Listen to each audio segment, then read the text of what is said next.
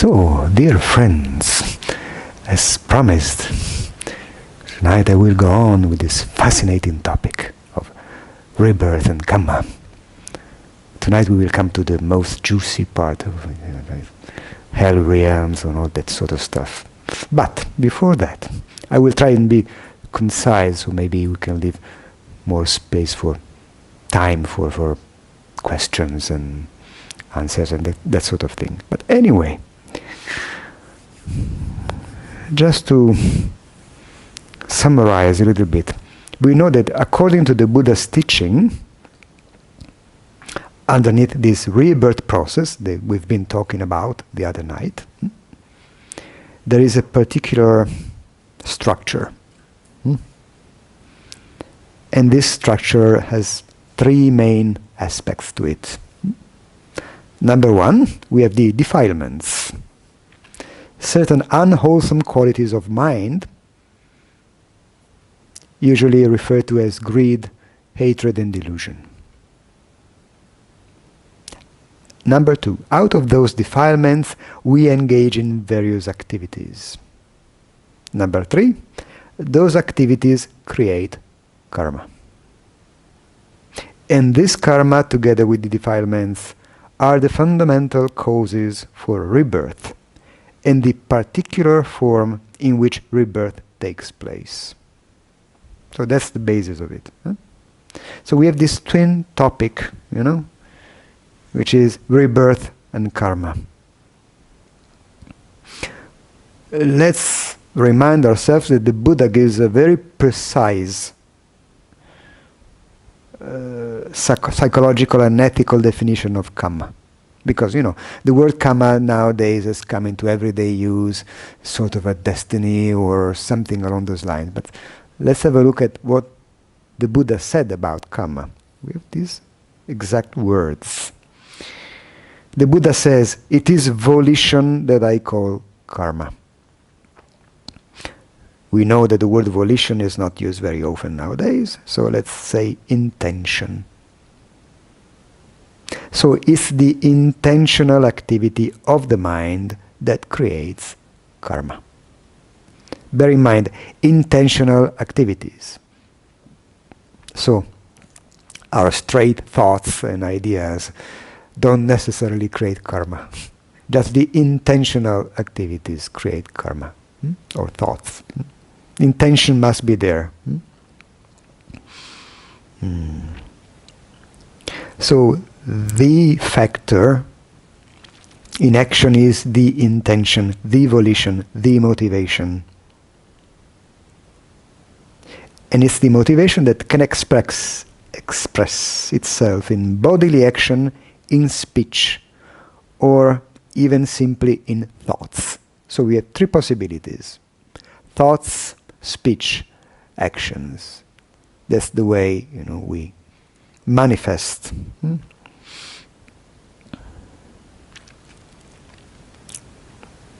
The Buddha distinguishes karma according to its intention, according to the motivation. He distinguishes it broadly, in two classes, which in Pali we call kusala and akusala. Wholesome, unwholesome.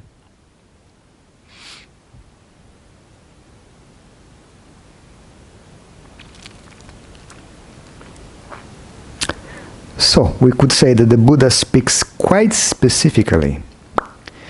He says that actions originate from certain forces of the mind.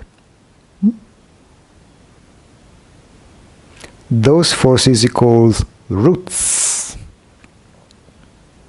So different kinds of actions originate from different roots. The Buddha distinguishes the unwholesome roots and the wholesome roots.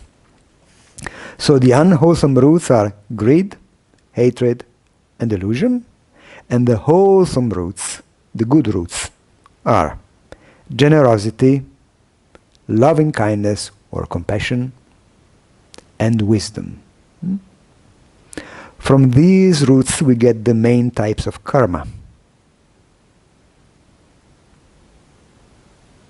And in the Buddha discourses we find again and again mentioned different kinds of actions as wholesome or unwholesome, as kusala or akusala. What are the main types of unwholesome actions we have? No, to make it easy to remember, there are various lists, but the Buddha uses a simple scheme of 10 types of actions on each side. We have 10 types of unwholesome actions, and then we have 10 types of wholesome actions. We already know about this because it's basically the precepts. They're quite easy to remember in a way. So let's see them like in detail. So the destruction of life, taking what is not given or stealing, sexual misconduct. These are 3 that are manifest through the body. Body reactions. Then we have 4 through speech, which is telling lies, lying, divisive speech. It's speech that divides people, makes people quarrel amongst themselves. And then we have harsh speech, insulting somebody, being rude to somebody. And then, of course, gossip and idle chatter. And then the 3 that remain are internal in the mind. Longing or greed for the possession of others, ill will, and wrong view. All in all, 10. And then the wholesome are exactly the 10 opposite. Abstaining from the destruction of life, stealing, sexual misconduct, false speech, and so forth. And then having known greed or generosity, benevolence or goodwill, and right view or wisdom. So those are the 10 kinds of wholesome actions, beneficial to karma. As we said, karma and the rebirth process are very intricately linked together.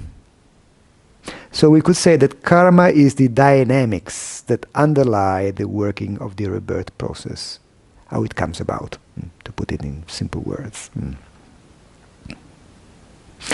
And according to the Buddha's teaching, there are 5 realms into which rebirth can take place.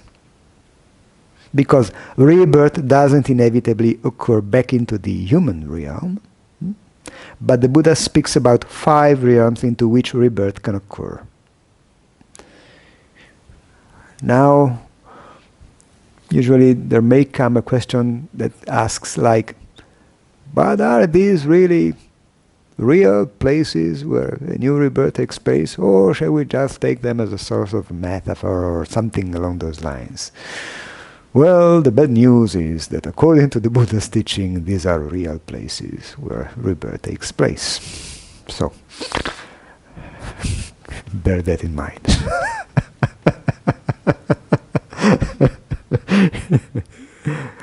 Now, from the lowest, number 1, the lowest, the most unpleasant, is called the hell realm. And the texts describe a great number of hell realms with different grades of severity, but in general those are realms of intense pain and suffering. These are the realms in which the heaviest type of unwholesome karma bring rebirth. Number 2, from the lowest. The next realm is the animal realm. Rebirth can take place into the animal realm, and animals, when passing away, will be reborn in other realms, perhaps back into the animal realm, or they can be reborn elsewhere. Number 3, which is somewhat closer to the human realm, is the realm of the afflicted spirits. Sometimes this is translated as the realm of the hungry ghosts, or petas. And these are depicted as being with very strong desires, particularly hunger and thirst, which they can never satisfy. They are usually depicted as beings with very large bellies and very thin necks. And each time they try and eat something, that food transforms into basically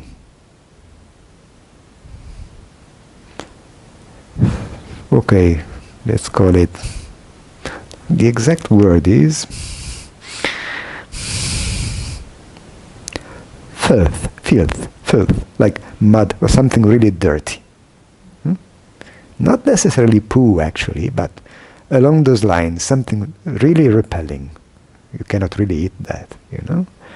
And as far as thirst, water turns into disgusting snot and phlegm urine. So those 3 are realms of suffering, realms of misery, like hell, animal, and afflicted spirits. And then we have 2 realms which are the realms of greater happiness. 4. One is the human realm, in which we are living. And then above the human realm there are actually a number of superior realms called the heavenly realms.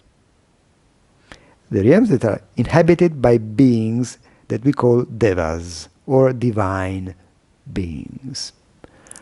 These beings are said to have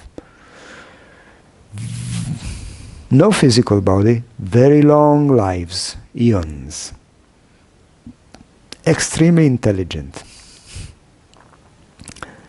They delight in very refined pleasures. And so on. But what is most important to bear in mind is that according to the Buddha's teaching, existence in all of these realms is impermanent and unstable. It is not forever. And what determines rebirth into these realms is our own karma. So there is no eternal hell in Buddhism. And by the same token, there is no eternal heaven.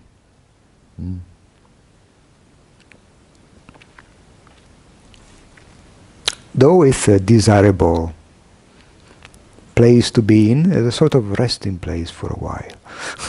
You rest there for a while. Oh, good. But it is not the final goal. Because it is impermanent, doesn't last. So the final goal of the Buddha's teaching is to follow the path that leads to liberating wisdom. And it's through that wisdom that we break the cycle of birth and death and gain the ultimate freedom, which is liberation from birth and death. So karma is said to determine the differences in the fate of human beings. Another point to remember that even within each of these particular realms, there are different levels of happiness or unhappiness. For example, in the human realm, we can see very well that some people suffer all throughout their lives of horrible conditions or illnesses, or maybe are born in war-torn countries. They never know peace.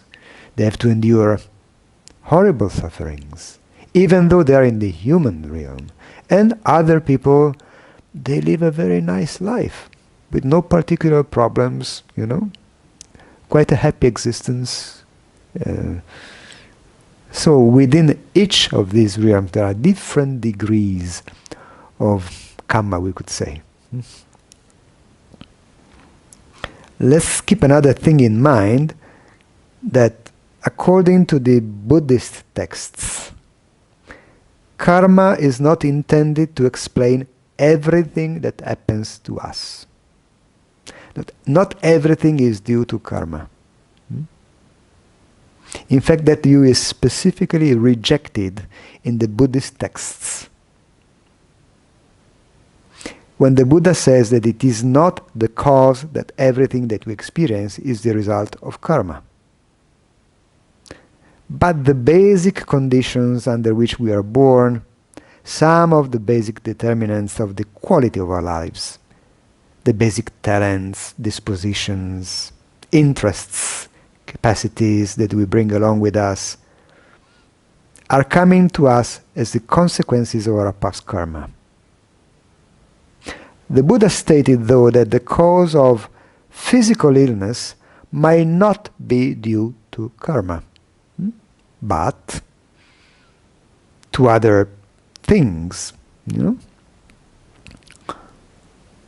It is clearly stated in the Sivaka Sutta, Samyutta Nikaya 36:21, where the Buddha says that karma is one of a number of sources of illness. Other beings, wind, humors of the body, changes of the season, being attacked by adversities, and other things. And it is also important to understand that karma is not fate. What does that mean? It means that it's not ultimate. It's not an unchangeable destiny. We can do something about it. That's the good news. And it's not against some sort of celestial police, which, if you do manage to get away with the fact that you stole biscuits and nobody caught you during the retreat, but sooner or later your karma will catch up with you. It's not really like that. It's not this sort of supreme justice, cosmic whatever. No, it's not like that. So it's not like this legal system, with the rewards and punishments to beings in the universe. No, it's not like that.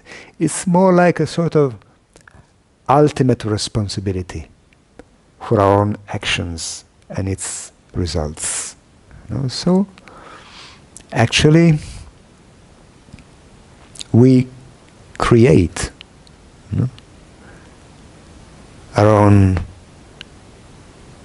condition, be it in the present moment, in a near future, or in a very distant future.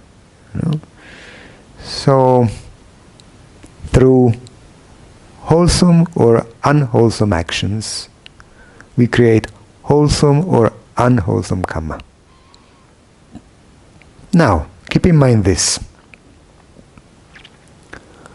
About past karma, we can't do anything. But by meeting the past karma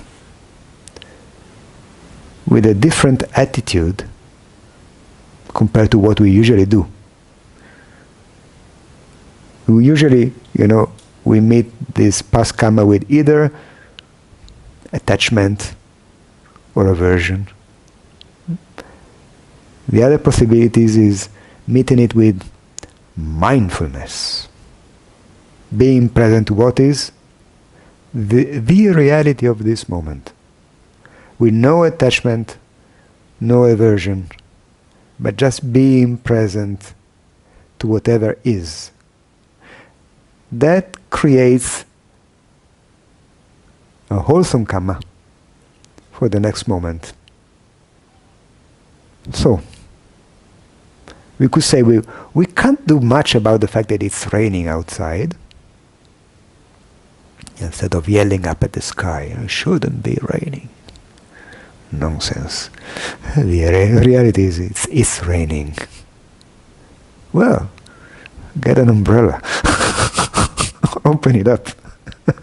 Stay inside. There are very many things you can do. Go out singing in the rain. You can do very many things. It's up to you. But usually what we do is yell at the sky.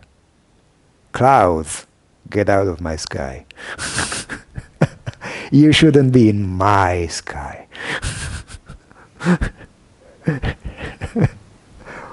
Old man yelling at clouds.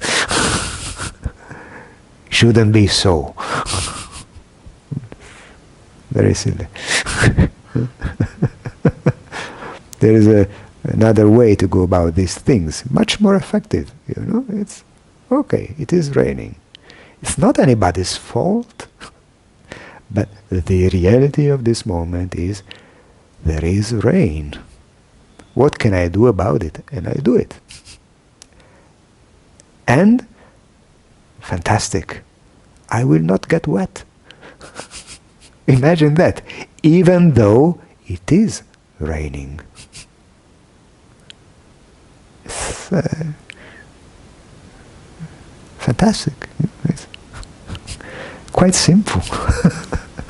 You realize it is raining, it is not anybody's fault, and you do what you can not to get wet. Stay inside, get an umbrella, wait a little bit.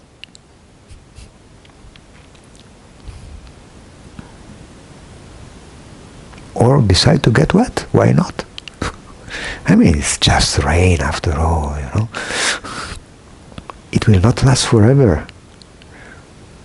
After you get wet, you will get dry again. Ever had a shower? That's what actually happens, It's not such a big deal. It is not forever. Even if you get reborn in one of those places, hopefully not. It is not forever. The ultimate goal is to get out of this total nonsense of dying and being reborn again, and dying again and being reborn again, here, there, everywhere. Sometimes here, sometimes there.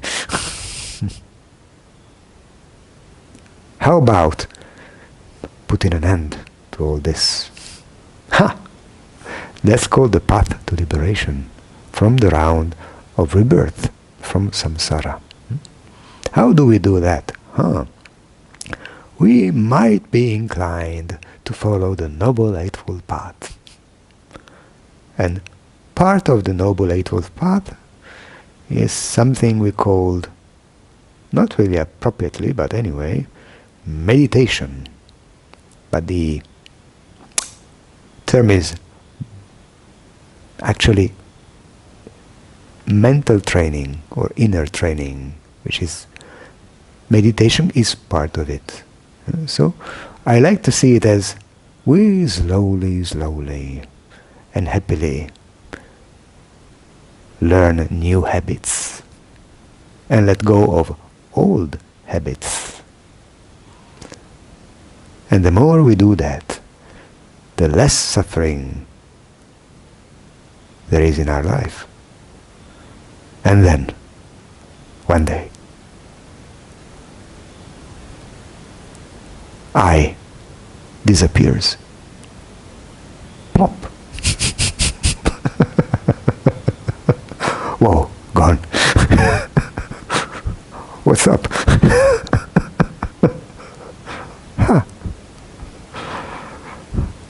I don't exist.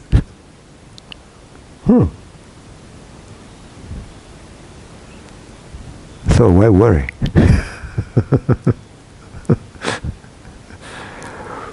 Very funny in a way. We build up this fuss about nothing. and spend our lives trying to defend something which doesn't actually exist. And of course we can't succeed. How can you defend something which is not there? It's not possible. It's technically not possible. You cannot do it. It's impossible. If it doesn't exist, how can you defend it? It's very nonsensical. So for tonight I would like to end here. We can maybe stop the recording, magari fermiamo la registrazione, and